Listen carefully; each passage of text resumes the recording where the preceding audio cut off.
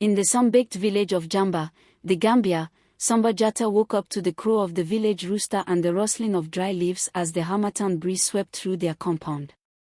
At 17, Samba was already a man in the eyes of the elders, but deep within, he remained a boy burdened by responsibility. He lived with his aging grandmother, Nana Binta, and his soft-spoken mother, Aïcha. Their compound was small, mud walls, corrugated roof, and a garden with cassava and okra that struggled against the dry soil. Life here was slow and unchanging, tied to tradition, to the earth, and to survival.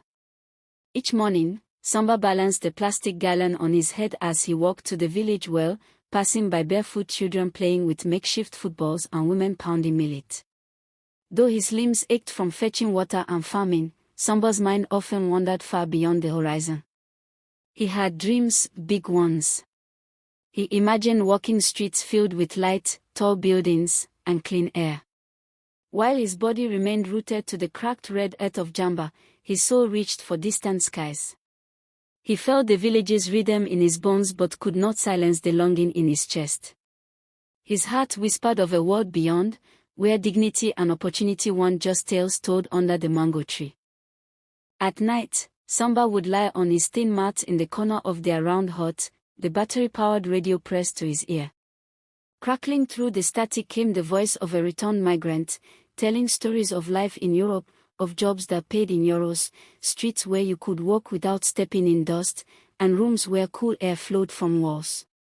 Though the stories were often interrupted by weak signals or distant thunder, they were clear enough to awaken Samba's thirst for more. In the flickering light of a candle, the tiny radio became his telescope to a new world. His mother disapproved.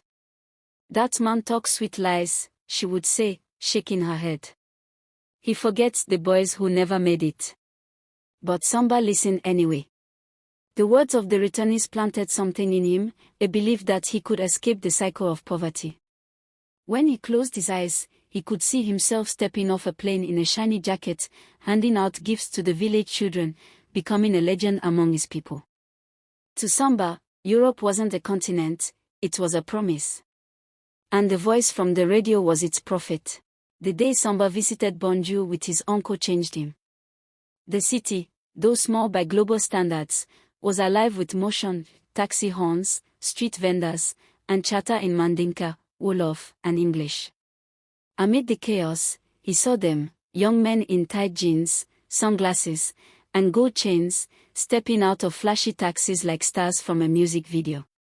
They were the returnees, men who had made the journey and come back with swagger and stories. Children followed them, elders greeted them, and girls giggled behind veils as they passed. Samba stared in awe. These were not the same boys who left the village with worn slippers and plastic bags. No, these were conquerors.